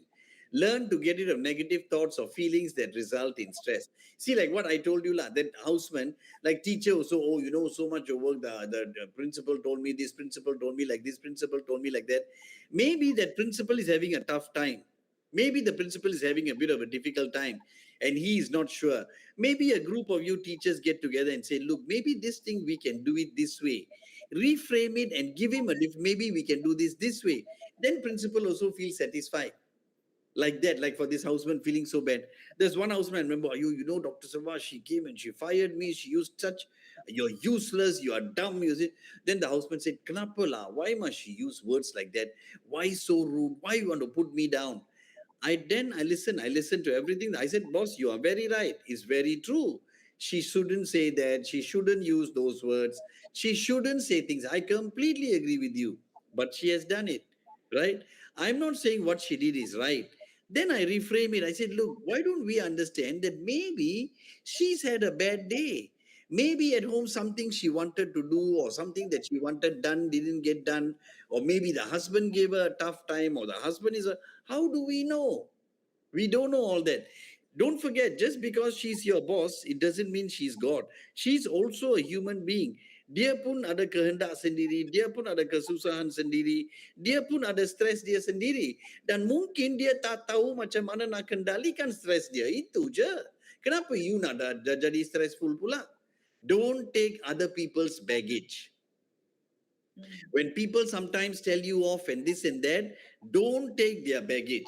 You know, there was a time before when a few years ago, now about 15 years ago, when I came back from UK, I took some extra leave. I took some extra leave and all. And then initially, I had to settle with Kementerian, how to settle my leave and all that. And I didn't know what to do. But I had already done all this reframing. I'd learned about all of that. I learned about family therapy. I'd already done my child thing and all that. I had learned about family therapy. And when I went to see my boss at that time, I told him, how la, Kementerian like this, like that. They're saying this one, that one. They're making it very difficult for me. And that doctor, when I spoke to him, he was very nice, very soft-spoken. Memang lemah lembut, he spoke very nicely. But what he told me was, he said, sebenarnya in his career, he didn't tell me this lah, tapi pada masa itu dia dalam 2-3 bulan lagi dia nak resign tau, sebab dia dah fed up dengan sistem. Memang dia dah fed up, whatever he had some problem, dia dah fed up, dia nak resign. So pada masa I pergi tengok dia dengan frustration yang dia ada dalam badan dia ada frustration, he luahkan all the frustration onto me. So he said, look lah Selva, you know what, these things they're very difficult. If they say no, they won't, this one will be very difficult. Next time affect you like this, like that, like that, like that. Ayo, macam tak ada harapan lagi lah. He's telling me macam tak ada harapan lagi. So, I just listened to him and said, oh, okay. I pergi datang tengok you, harap you boleh bagi some words of encouragement and make me feel better. Not I come and see you, you buat saya lagi teruk. Lagi macam jatuhkan saya, you know, like feel terrible. Tapi he didn't do it dengan niat yang tak bagus tau. Dia just luahkan dia punya frustration kepada saya. Yang penting pada masa itu, that time I already learned about family therapy. I learned about all these human relations. So when I was talking to him, when I came out of the room, I felt terrible. First thing I told myself is what, you know, leave that baggage in the room. Yang stres dan yang semua, yang difficult cerita semua tu yang dia cakap, lepaskan semua itu di bilik itu. Jangan bawa dengan kamu. I am not going to take over your baggage. What you told me just now and how you luahkan, you brought out and told me all those frustration is your frustration. And by telling me and loading it off to me, you feel better. But I am not taking it onto myself and stressing myself up. No, I'm not going to stress myself up. I am going to say, that's it. This is your stress. I leave it there. Yes, I have some problems. Let's see how I can settle it. That is reframing and looking at problems differently. Not taking on the problem and I get affected. No, I identify it as your problem. Keep it at yours. Keep it in your room. I don't bring it into my room.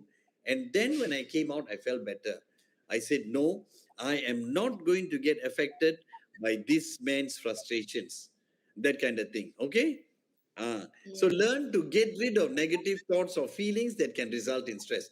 Leave it in that room, not with me. And I came on, I said, okay, this is my problem, this is my issue. Let's see how I move on from here. That kind of thing. What's the next slide? Can we see what the next slide is?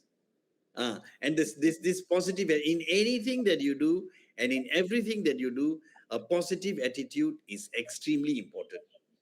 A cup is either half empty or half full. If you want it to be half empty, if it's half, the glass is half, half the glass got water. You can either say, oh, this is half empty, finish, no. Or you can say, this is half full, I can do and make it. These mental constructs are how you look at it, very important for the end result.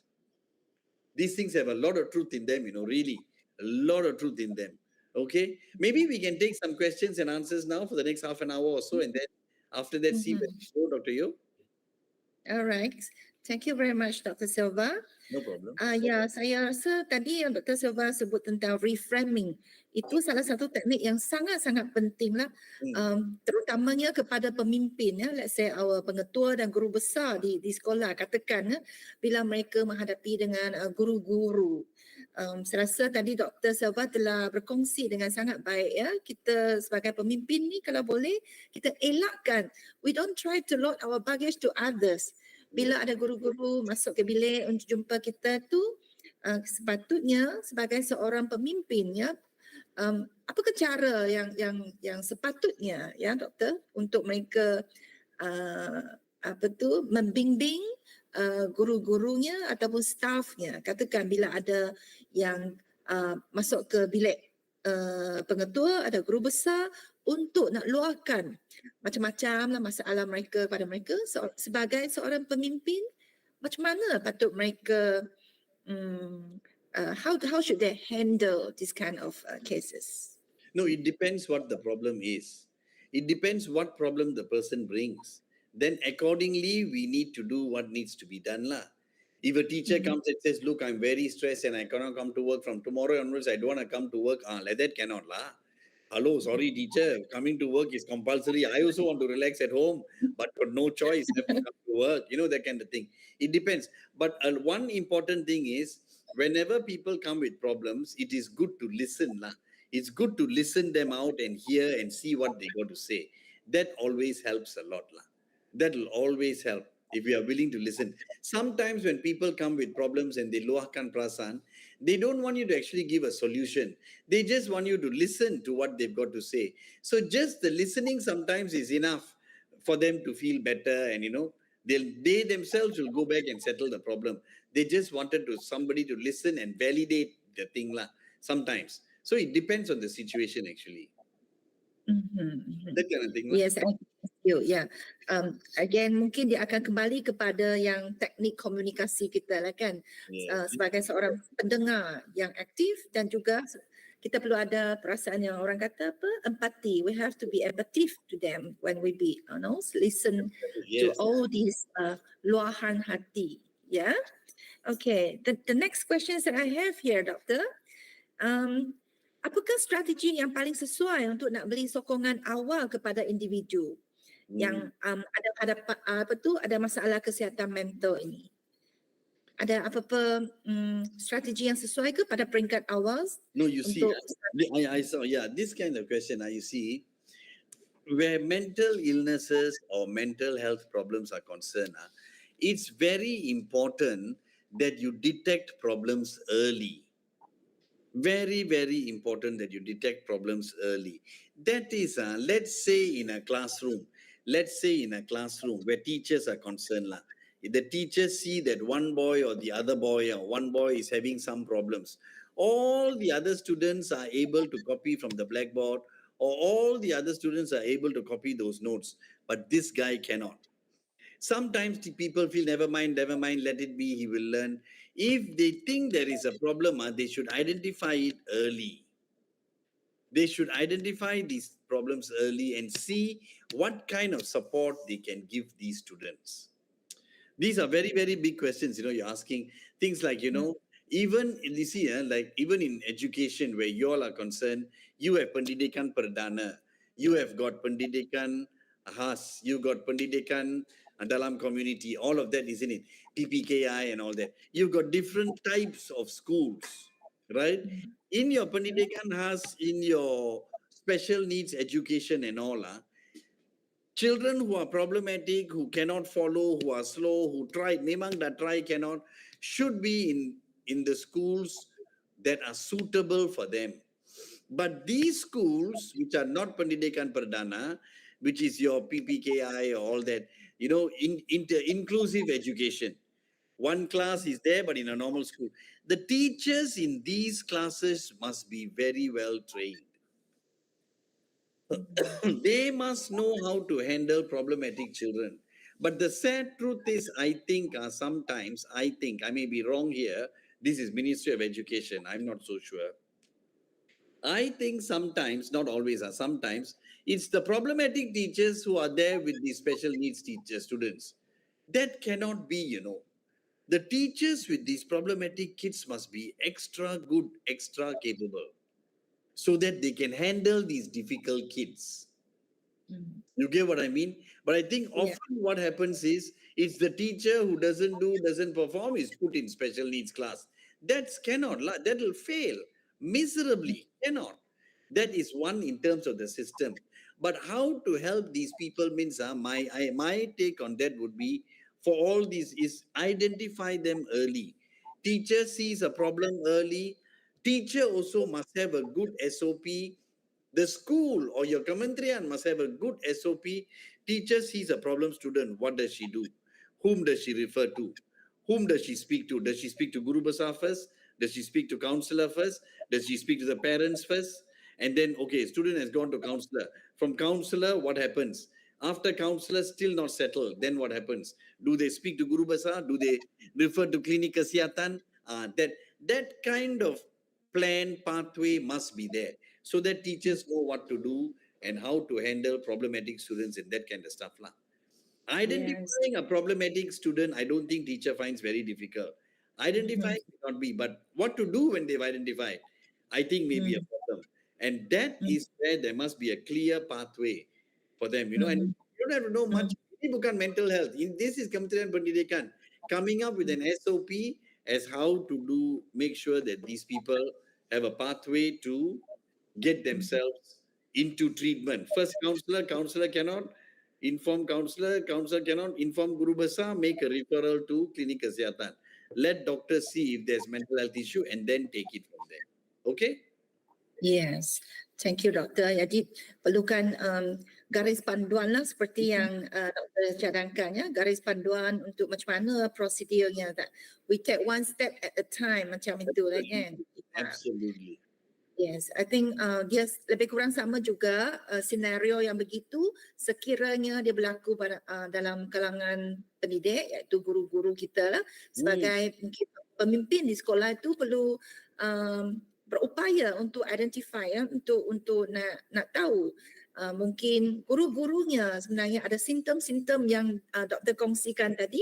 Jadi haraplah melalui webinar ini yang para pemimpin pendidikan di luar sana mungkin bolehlah gunakan ini sebagai, orang kata, senarai semak ya, sekiranya ada yang ditemu di kalangan guru-guru di bawah seliaan mereka yang ada simptom sebegitu, mungkin mereka boleh kesan awal seperti yang Dr. Selva kongsikan ya. Untuk nak kesan awal itu adalah yang penting. Kesan, lepas tu apakah SOP-nya, adakah garis panduan apa yang perlu dibuat selepas tu, what is the next step that they need to do to get the treatment and so on. Yeah, doctor? Yes. Yeah. The thing is, you see, one thing when it comes to teachers with problems, or let's say pendidik yang ada problem kan, you see, there is a reason why every school has a headmaster. There's a reason why every school has a Guru Besar kan. The Guru Besar has a duty. They should make sure where mental health is concerned, they hold ceramah, they hold forums, educate. You see, what the mind does not know, the eyes will not see. If the mind, you see, when a person has chronic alcoholism, when he is a chronic alcoholic, in his body and all, there'll be several kind of marks, several kind of things, that when you look, they call them spider nevi, they call them all kinds of terms, I've forgotten now, which You know spider nevi, this term, spider nevi. You know spider nevi is something that you see in chronic alcoholic with liver failure. Your mind knows spider nevi, chronic alcoholic, liver failure. If you don't know that, the spider nevi will be in the person's hand there or in his neck and all, you will never see it because the mind doesn't know how to recognize it. So the first thing is educate your leaders, your headmasters, like the courses that you all hold in IAB, lah. If I'm not mistaken, like your NPQEL course and all the rest of it. That's why I felt that they should have 1 hour with at least 1 hour or 2 hours with mental health professionals to educate the headmasters, Bakal Guru Besar, on how to identify children or how to identify adults. And so once they are educated and they know how to detect, they then have charama, have forum to educate the teachers in their school, to educate their fellow teachers. When they educate their fellow teachers themselves will detect among each other and they will tell the Guru Besar. And working with your staff, I think is very important now. It cannot be a situation where the Guru Besar is alone and the staff is on their own. Two ways cannot. Guru Besar has to work with them. And if you educate your teachers on mental health, early warning signs, get the doctors to come and do charama. Get the doctors, like what IAB is doing, like say, getting us to give talk and all that. Get the doctors to come and do charama. Let them do charama. Educate the teachers. Once the teachers know, they themselves can pick these things up among their crowd. And once they can pick up and they think there are people who got problems, make the necessary referrals. Itu je. Make it to your, for Guru Besar can refer to clinic kesihatan or anything like that lah. No problem. The thing is, people need to be aware. The first thing is awareness. People need to be aware that mental health is extremely important. And people need to be aware that mental health is something where, you know, you can correct. You can make the situation different. This person is one who's looking very sad, selalu murung, selalu nampak sedih. Kadang-kadang cikgu ni datang, kadang naik. Tak payah selalu macam tu. Memang ada ubatnya. Memang ada cara nak ubatnya. Dan kami mesti pastikan cikgu itu undergo all that treatment. Things will get better. But somebody must see and identify lah. Ideally should be the Guru Besar. He's the leader. That kind of thing lah, you know. Ya. Terima kasih Doktor. Ya, setuju dengan apa yang Doktor Selva cuba cadangkan tadi ya. Mungkin itu salah satu sebablah kenapa yang kami dari IAB Cawangan Sarawak ini nak ada kerjasama dengan pihak hospital Sarawak ya, untuk kita sama-sama nak bagi awareness, bagi kesedaran kepada yang bakal, pengetua dan guru besar kita di sini. Dan kita adakan webinar yang macam ni, antara langkah-langkah yang konkret yang kami cuba amalkan supaya kesedaran tentang kepentingan kesihatan mental ini dapat disebar luas di luar sana.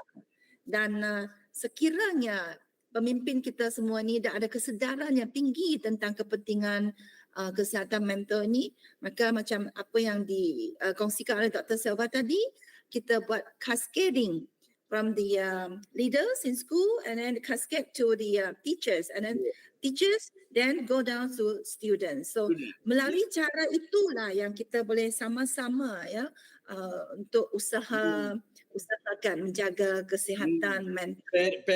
Parents also. Parents, eventually you can get the parents involved.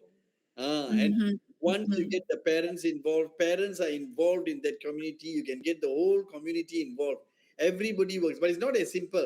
But you see, that's why if we are interested in mental health and we want to make it better, see like in IAB, you all are interested, you want to make better, you have charama like this. In schools, if the headmasters and the teachers are interested, they can get people, they can give it to the community, give it to their teachers. You know, it can be done. But that interest, minat must be there. That's the thing. Ya, bukan saja minat dan untuk mungkin nak tambah situ, dia adalah satu kepentingan bagi saya. Ya, kalau boleh dia mesti dilakukan kan. Wajib actually, wajib. Yes, yes, yes. Okay, terima kasih. And I think I can relate it to what we have. We called it this year the theme for the the World Health Mental Health Month. Temanya adalah human right. So when I try to read the articles that it say sebenarnya kesihatan mental ini adalah satu hak manusia. Mental health is actually a human right. We Mental health, support that right. this year's theme Yeah. is mental health is a universal right. Mental Yeah. health is a universal right, meaning Yeah. everybody has a right to good mental health. Yes, Mental exactly. health is a universal right. It's Betul, not just for doktor. you or for me or for anybody. Everybody has a right to good mental health, which means to say we must do this forum and these things for everybody so that everybody can benefit from good mental health. That kind of thing, lah, doctor. Yeah, yes. Harap apa yang usaha kita sikit-sikit pada petang ini Lama-lama membawa manfaat. sedikit. Ya. Ya, doktor, ada lagi soalan, ada 3 lagi. Ayuh, Okay, yes. one of it is dari yang Puan Cik Priscilla, dia kata, evening doctor, what kind of stress that a person sings more? Maksudnya dia menyanyi. Kalau seseorang tu dia menyanyi lebih-lebih, so itulah soalannya. Adakah dia stres ke? So itu soalannya. What do you think? Depends. Nyanyi di mana ni? Nyanyi kalau bila you sedang mandi, you nyanyi semua itu biasa, tak ada masalah. Tapi kalau nyanyi kuat-kuat debe bila jalan di jalan raya, tepi jalan, itu tak betul lah. So it depends. Something wrong. It depends. Nyanyi Yes. itu di mana, macam mana, I need a bit more information lah. Nyanyi ialah normal. Tapi orang yang tak siuman pun nyanyi seorang-seorang sendiri, dia nyanyi di tengah jalan, itu tak betul lah. So it depends. Yeah. It depends. Difficult to answer. Yeah. Okay. Thank you, doktor. Satu lagi, doktor. Satu soalan dari yang Encik Lukman Hakim. Dia tanya, kalau ada pelajar yang cuba buat khotbah di lenggang sendiri, you know, so some of them will try to have the khotbah is a kind of tattoo, I think. Okay, adakah itu satu tanda stres juga dan apakah tahap stres kalau seseorang pelajar itu dia sampai ke tahap dia buat tattoo yang ada barcode itu dekat lenggang tangannya. Itu soalan dari yang They draw. Mr. Two of them draw on the palm. He didn't actually say dia membuat khotbah di lenggang sendiri. Dia No, kata. you see, it depends. If a child cuts himself, they cut in the hand here, they cut. Some people cut. Some children, some adults also, they cut. They cut means they cut. They cut here like that, They cut the hand here like that. They cut. That means they are probably, it could be anything. They could be depressed. They could be stressed. They could be angry, or they are just frustrated. It could mean anything if they cut themselves. And then the even more serious cutters, the one who are very serious, they really, initially when they cut, I'm not talking about the barcode, I'm talking about cutting. Initially when they cut, they just cut like that. See a bit of blood, they feel better. Maybe they are angry. Some in Malaysia, when they are psychotic also they cut. Dengar suara potong semua mereka akan potong. Memang they do like that. Bila mereka jadi lagi teruk, when they become even worse, they cut vertically like this, you know. You see your blood vein goes here, right? They cut according to the vein. Oh dear. Bukan saja potong macam ini tau. Mereka potong ikut line ini. Ikut selari dengan line ini. Supaya darah semuanya boleh keluar. That's even worse. No, all those who do things like that memang ada masalah kesihatan mental. Either depressed ke, either murung ke, either psychotic ke, something like that. But those that do this tattoo, tattoo depends lah. People do tattoo for 100 reasons. Ada orang yang buat tattoo sebab memang di Sarawak itu memang fashion, bang. Tattoo is fashion in Sarawak. So many people ada tattoo di skin. In fact, there are some people I see, they have beautiful skin, but they put a tattoo and spoil it. I remember I asked one adolescent once, remaja, I said, you got such nice skin. Why you put tattoo? Why you spoil the skin? You know what the adolescent turned around and asked me? So doctor, you said tattoo is only for bad skin. Tattoo is for good. Oh yeah, okay, I kept quiet. So if you just that tattoo or barcode as a tattoo thing that people do as a culture, as fashion, as fun is different. But when they cut like this and all, it's dangerous. That's very dangerous, and we don't encourage. And we don't encourage, and we tell them, look, this is we don't encourage. If mental illness, we treat the mental illness. Sorry. That is actually, to me, it should be a severe mental illness already. Ya? Kalau mereka buat macam itu, memang Yeah. sangat-sangat serius sudah. Yeah, doctor, the next questions that I have there, maybe during to the time, maybe I can take only 2 more questions. So one of it is, what is science behind the people who keep complaining? What that leads to mental health issue? Orang yang suka complain. So what that lead to mental health issue? It depends. A person who's always complaining means it's probably a person who is always frustrated lah. Kan? A person who's always frustrated.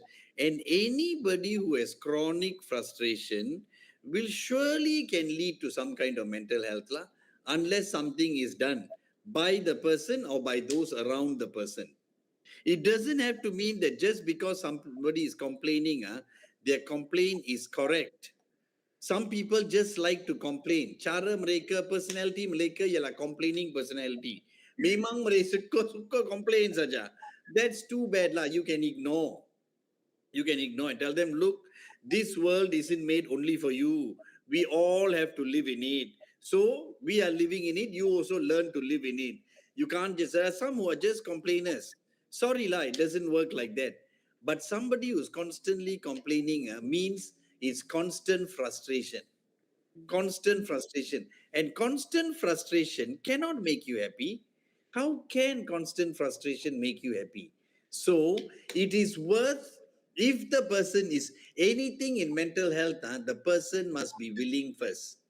We cannot force, unless they are very psychotic or very ill and they want to kill themselves or do very dangerous things, then against their will we admit them in hospital. But otherwise, mental health, you can't force people. If the person wants help, we try and help them. If they are frustrated, what is it they are frustrated about? Oh, I'm very frustrated that, something like what I mentioned just now. I'm very frustrated that every morning I must start work at 8 o'clock. Why can't I start at 9? Say, look, this is the law. This is how it works. Whether you like it or not, in Kementerian, in government service, civil service, you have to start work by 8 a.m. You got to start work by 8 a.m. Of course, now in our ministry, we have this flexi thing that says till 9 lah. But let's say we didn't have the flexi thing. If flexi, we say, okay lah, now flexi, you can't come at 8, you come at 8:30 lah, settle. But let's say you didn't have that. Sometimes you don't have that.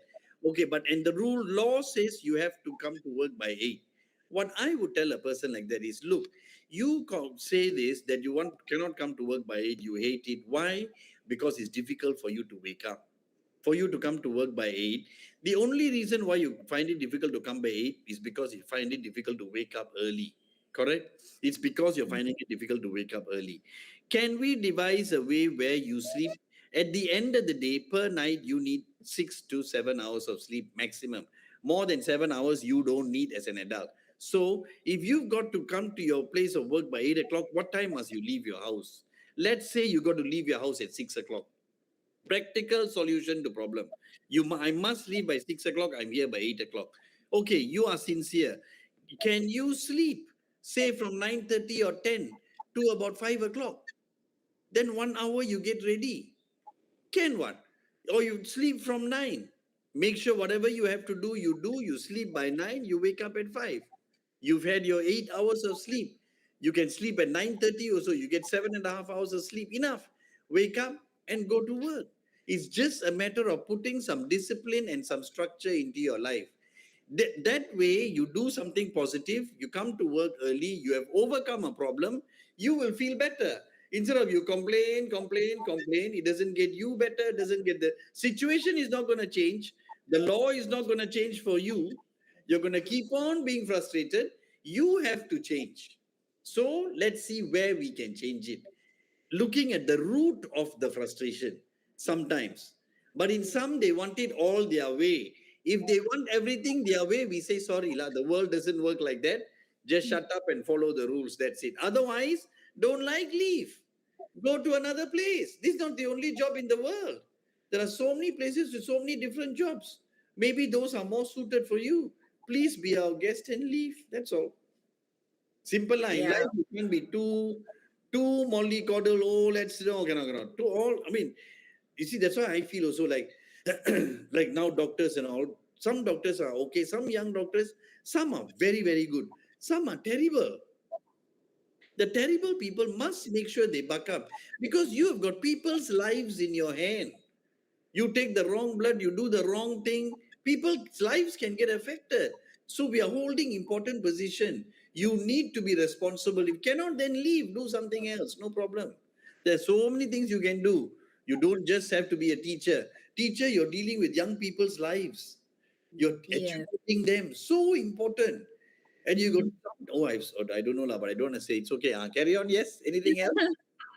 Ya, cikgu lagi lah penting dia punya peranan kan, because like what is dealing with their future leaders. Yes. Dan di situlah mereka perlu sepatutnya menjaga anak-anak dengan baik, ya, pelajar-pelajar, murid-murid di luar sana dengan baik, ya. Yes. Okay, I think Doktor, thank you so much for your sharing.